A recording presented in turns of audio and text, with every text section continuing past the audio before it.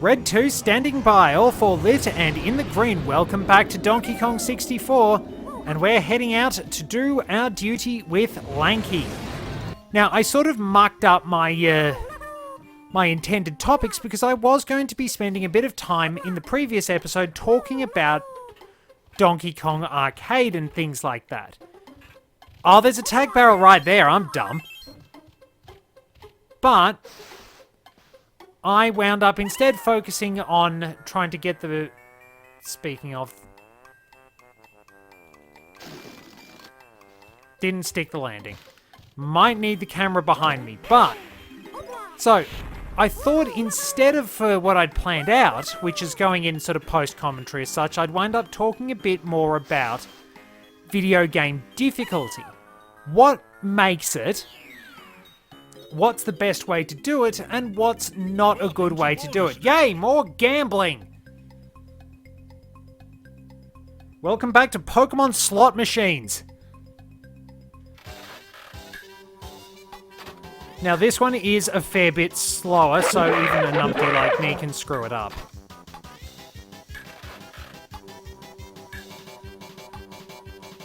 Now let's see.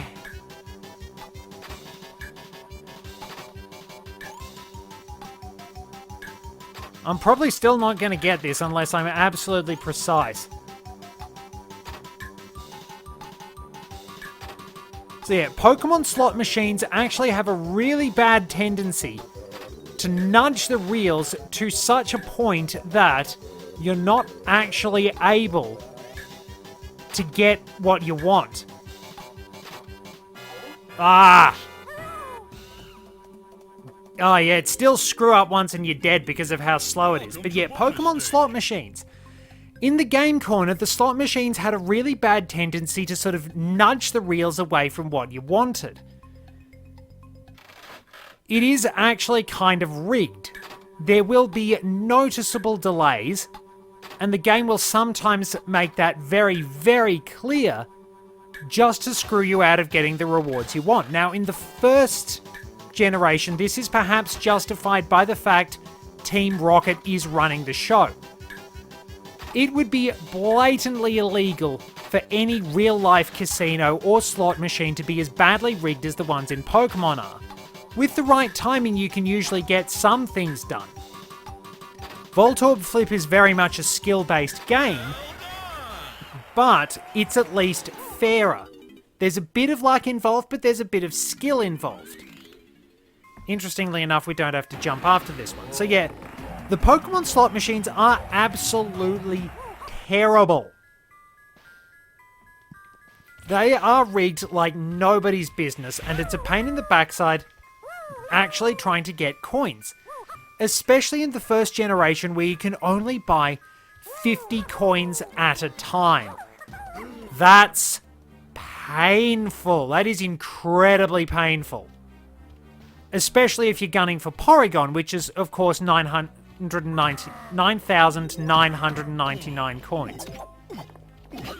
It's a real bother to actually try and get, but if you pull it off, if you do somehow get a Porygon, you're rewarded with a Pokemon that is, in all honesty, not that great in the first generation. Got a bit of a buff when it became Porygon 2, but really got to shine when Porygon Z turned up. Because Porygon Z was a pretty powerful attacker, but Porygon 2 also got the opportunity to use the Eviolite, which could actually make it a fairly decent tank that hit somewhat hard as well. Now, we'll need to go through here to get something for DK, but now after... I suppose that sort of ties into the matter of difficulty I was discussing. Here's our other banana fairy. At least I didn't...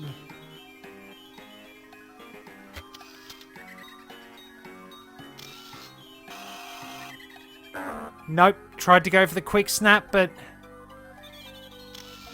There we go! So yeah, that sort of ties in with what I want to talk about in terms of difficulty. Video game difficulty has always varied a bit. We've seen Donkey Kong Arcade there. Arcade games were often very difficult because they wanted to get your money.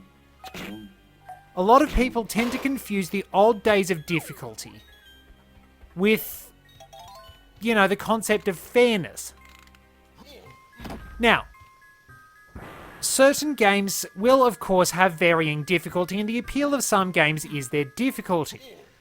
Like, Dark Souls has an appeal as a difficult game, but I think the thing with Dark Souls is that it's tough, but it's fair, like the majority of Atlas games. Now, we all know full well that Atlas gets off on our tears. They make fiendishly tough games, but at the same time, when you start to master those games, you get the rewards out of it, and that, I think, is important. It's why I've always had a fondness for F-Zero. I believe, generally, that F-Zero, while it is tough, stupidly tough in the case of some of GX's story modes, it's generally a lot more rewarding about its difficulty. If you master the skills of the game, you get the rewards. Like, because the speed of the game, like the actual racing speed is always the same, on the lower difficulties you can master the way everything plays with greater ease.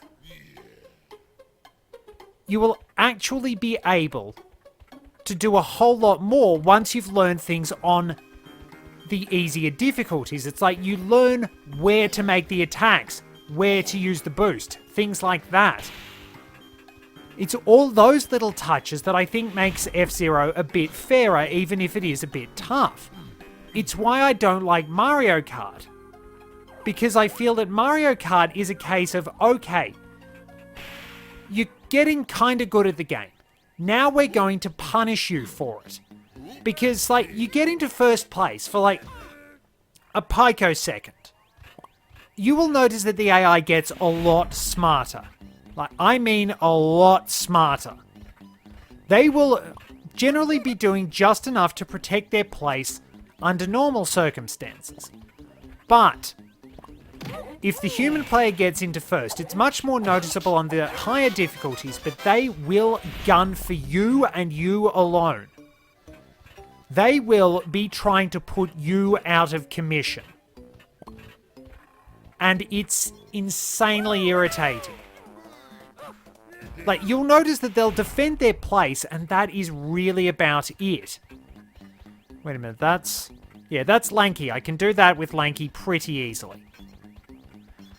But, like, the moment the human player gets in first, you can work your way up the ranks, they'll be fine, they'll maybe throw a shell at you, but that's about it. They'll try and defend their place, but they won't do very much to the other AI races. The moment you get in first, the moment the human player gets in first, all bets are off.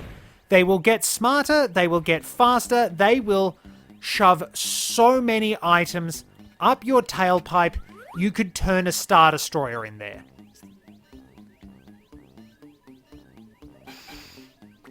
It's incredibly rough. And sort of, you can see that there is, in a sense, some of those really tough, unfair difficulties that force you to learn by trial and error. And some of those tough difficulties that got you to learn a lot by trial and error were in arcade games. Because first and foremost, they were quarter sinks. They were in it for your money. They weren't necessarily in it for fair difficulty. Trying to overcome the difficulty of the game was designed to take your... Whoops. Slightly fiddly movement. This does not... I don't think I'm doing precise movement very well. But we get to listen to the belching Kremlings again. There we go. I'm trying to jump and ground pound very quickly, probably out of force of habit from playing Mario Party sometimes. But yeah, arcade games were never really designed to be fairly difficult because they wanted to take all your money. Like, you could eventually get good at them. There is absolutely no denying that you will eventually get good at Mario Kart too, but it will take a lot of frustration. It will take a lot of punishment. The game is basically designed, at least I feel Mario Kart's designed, to pick on the human player. It's incredibly frustrating. Because, like, you're getting good at the game. Like, with F-Zero, okay, it sucks getting to the point where you are really good at the game because it can be very tough. But it rewards you. Like, Etrian Odyssey rewards you for getting good at the game. Persona, Shin Megami Tensei, they're tough, but they reward you for getting good at the game.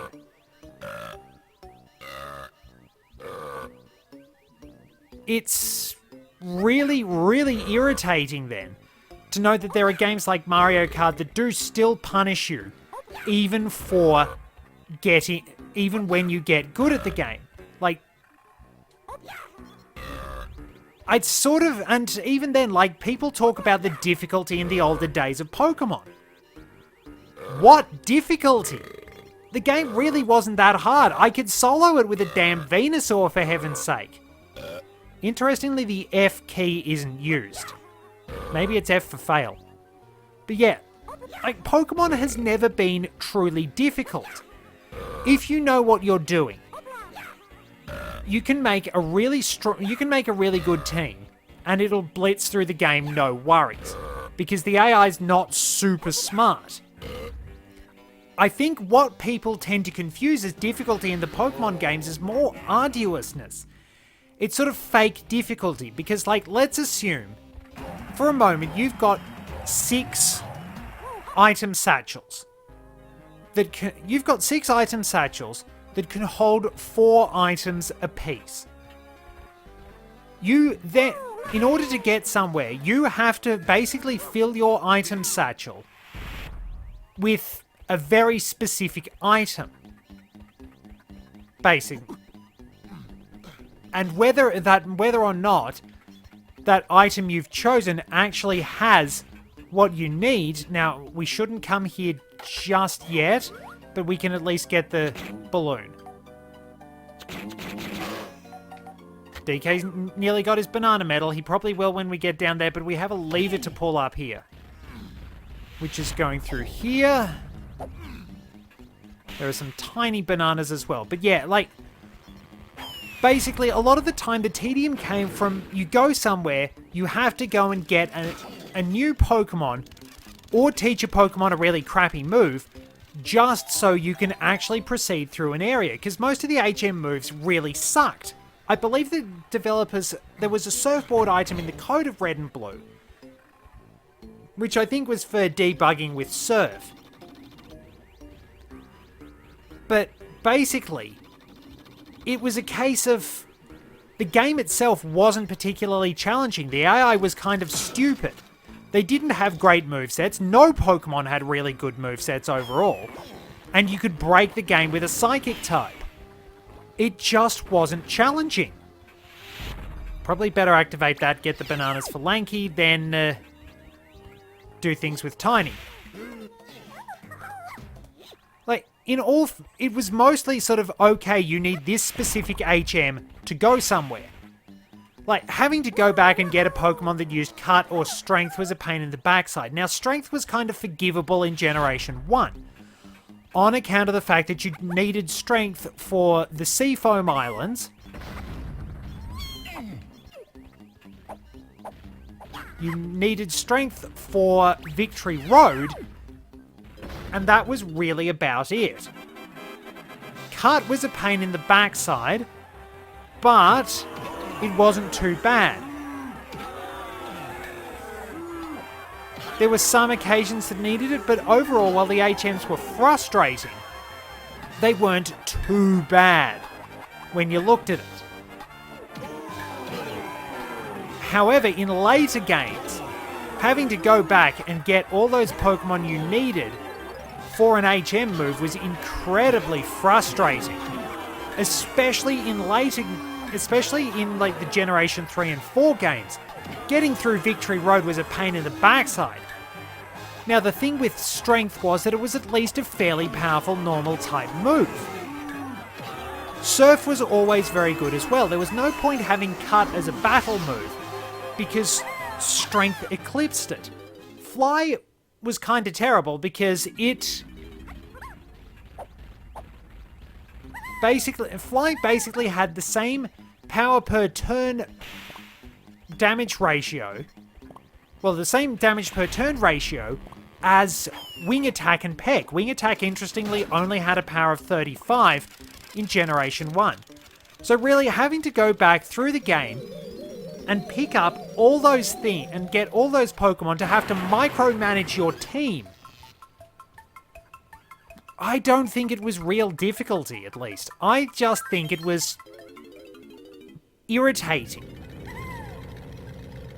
And it only got worse as time went on. The real difficulty in Pokemon would be having AI with competent movesets and proper difficulty. Like, they can actually use reasonable strategies. So, win over 2 laps, Z is speed up, control stick has changed lanes, A lets us fire a missile.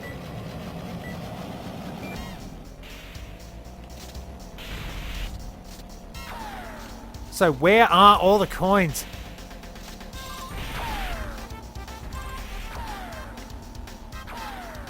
Can I actually... Oh, I've missed every single one.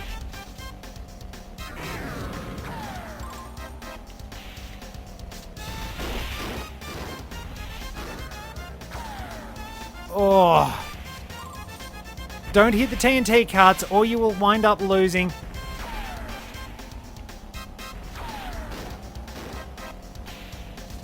Oh. I changed lanes just too late to get the damn coins.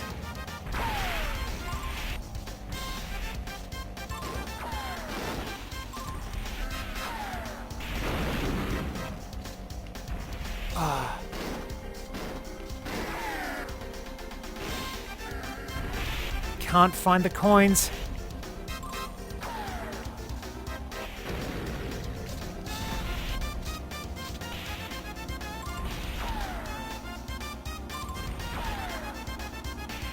Sweet! Actually, stumbled my way through and won without cheating.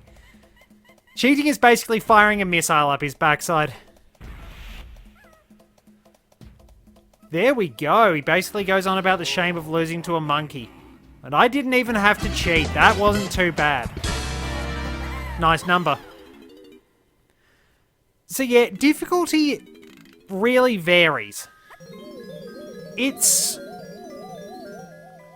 should be a genuine test of your abilities. I don't think being able to micromanage your inventory as such counts as difficulty in a series where you can essentially curb stomp your way through it with one Pokemon, even if they've decided to try and take that out. Now, I do believe that most of the games have got a little easier over time, which is a bit disappointing because they've never been overly challenging. Now, I don't mind it when they do have difficulty in things. But if you're going to... But most of all, I believe in options. Like, I do legitimately believe that there should at least be various options for people if they want to try certain challenges. Like, I like having higher difficulty in things. I would like a more difficult Pokemon game. When it comes to Fire Emblem, I like the challenge, but I also like the fact that the options are there for the beginners. I really appreciate that. Whoops, wrong button now. It was 1342. Defeat the enemies that come through these doors for a gold banana. So yeah, I do like having actual challenges that force me to think. Difficulty shouldn't necessarily be, let's just add more enemies.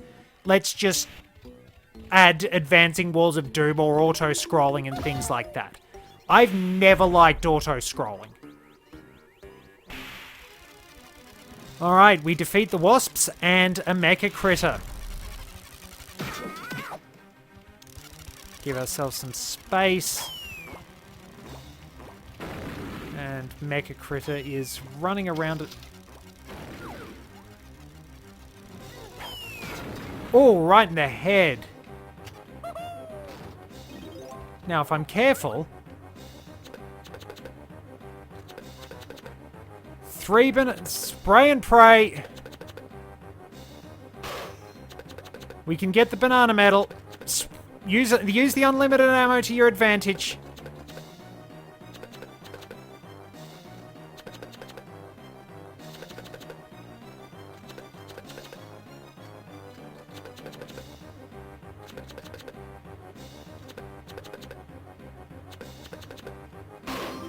There we go. Only being able to fire in short 4-shot bursts is a bit annoying.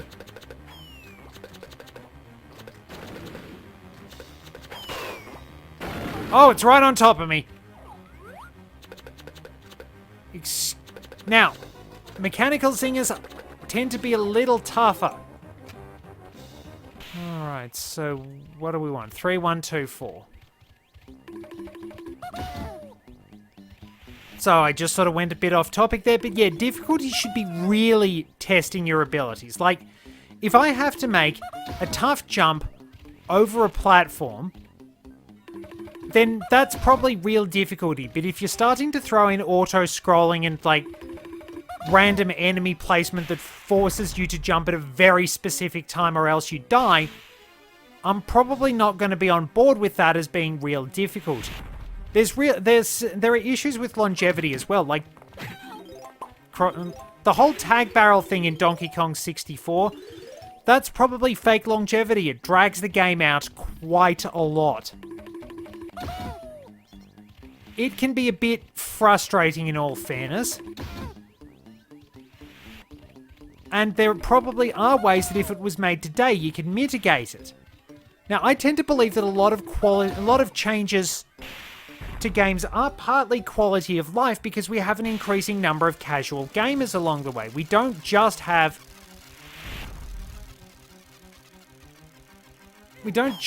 people who are like the really hardcore crowd and stuff like that. And I kind of appreciate that. I appreciate the fact that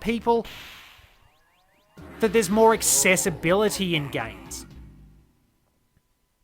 Like, if you want to play your game really tough, make your game really hard, I don't mind. Now, if the entire appeal of a game is being hard, well, that's okay. It's not going to be for everyone. It's going to be a bit more of a niche market, in a sense. But at the same time, it's going to have a good bit of appeal, and it should be a game that's based on being difficult but fair, so that you feel awesome when you beat it. You get all those rewards. There is nothing like the satisfaction of overcoming a difficult challenge. Like, I took on that DK arcade. I didn't want to just save scum. I felt like I wouldn't get as much out of it if I didn't do it on my own merit. But I've used that sort of save scumming thing, using the restore point to do stuff in Bomberman 64, and that's okay. Because if I use all the options available to help me out and do what's comfortable for me, I don't think I'm a bad person for doing that. I play the game how I want to, and no one else should really be telling me what to do. Like, if there's a difficulty option in a game you don't agree with, you can say that you don't agree with it, but please let other people enjoy that difficulty how they want. Like, I don't care about having easy modes in my games. I probably won't get as much out of a game that only gives me an easy mode. Bit of a sound glitch there. Kind of like how Sword and Shield does tend to make things a bit easy. I'd probably like the game more if there was difficulty besides self-imposed challenges. I liked the experience share, but I also wished that it was more of a case of either the experience all... oh, there they are. I wished it was a case of the experience all from the original Pokemon game. That it split things up. I liked having it as an option. I felt that it should have been more of an option. But it's not in Sword and Shield. I appreciated the fact that it was the option in X and Y and Sun and Moon.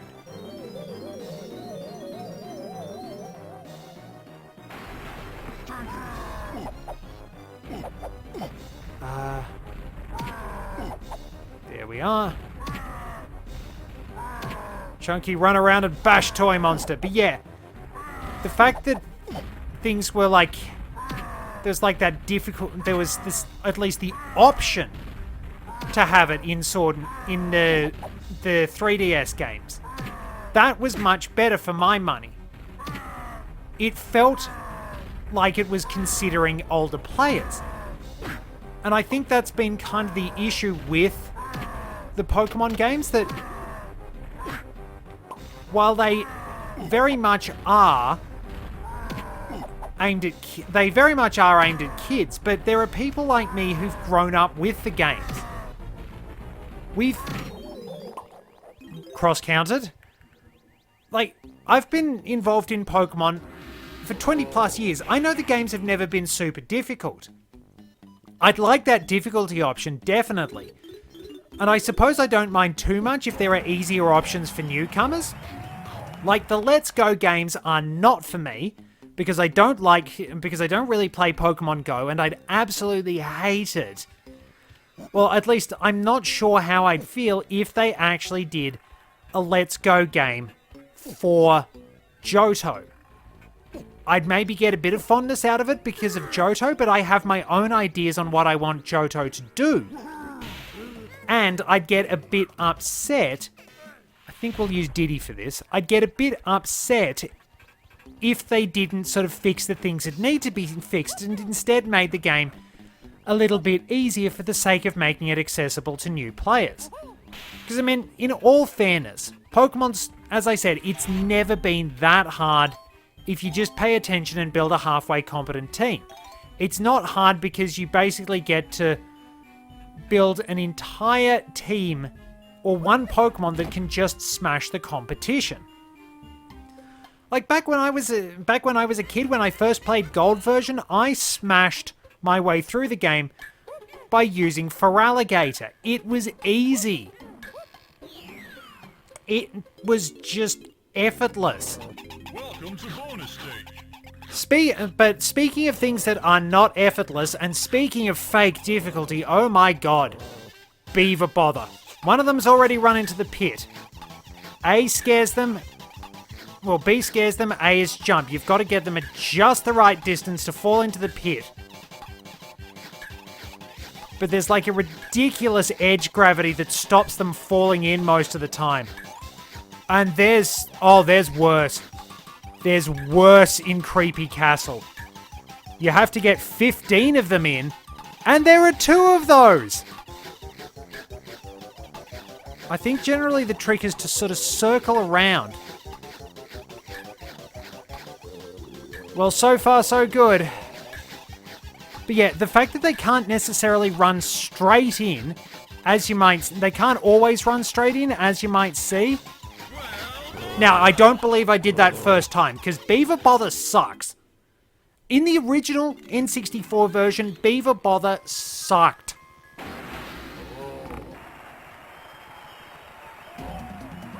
And another sound glitch. Right, so we need to go back up there. Not entirely sure how we're doing on time anyway.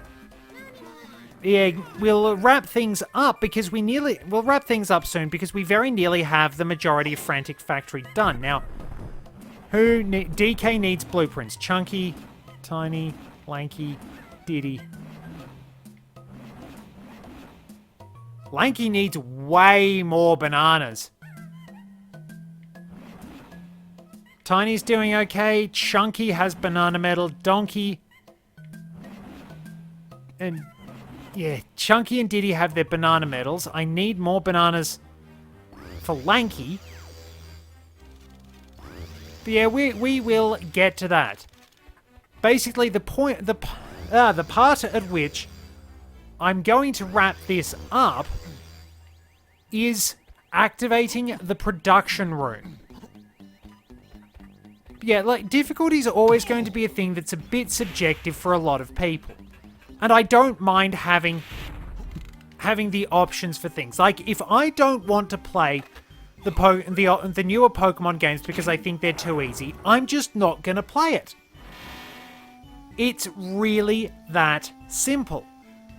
If I want to play something a bit tougher, or the style of difficulty doesn't appeal to me, I'm not going to play it. It's as simple as that. But I'm not going to force what I think on other people simply because the way they want to play isn't the way I want to play. Like, don't make everybody play hard games. Not everybody is going to want to play easy games, but don't force hard games on everyone. That's not fair. Don't force people to play a certain way. That really should not be the done thing as far as I'm concerned.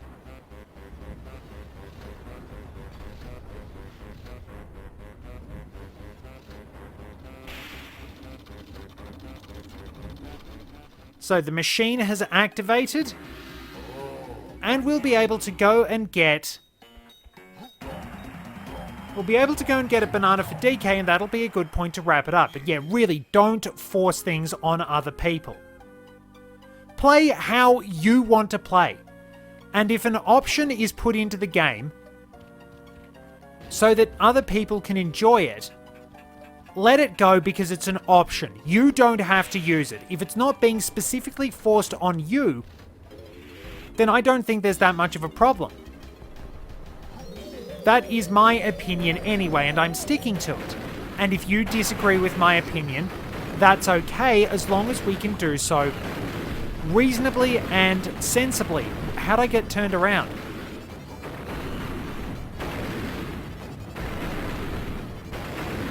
Come on. Oh. There we are, all of DK's bananas. And there we are. DK just needs his blueprint, and we end on a... We end on that number.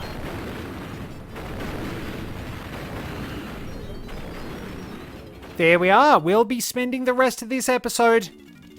Well, the rest of the next episode in the production area, hitting some switches. Those can hurt you, by the way. Thank you very much for joining me and listening to me ramble on about things. Now, where is that tag barrel? Until next time, this is Red 2, returning to base. I bet there's not a tag barrel.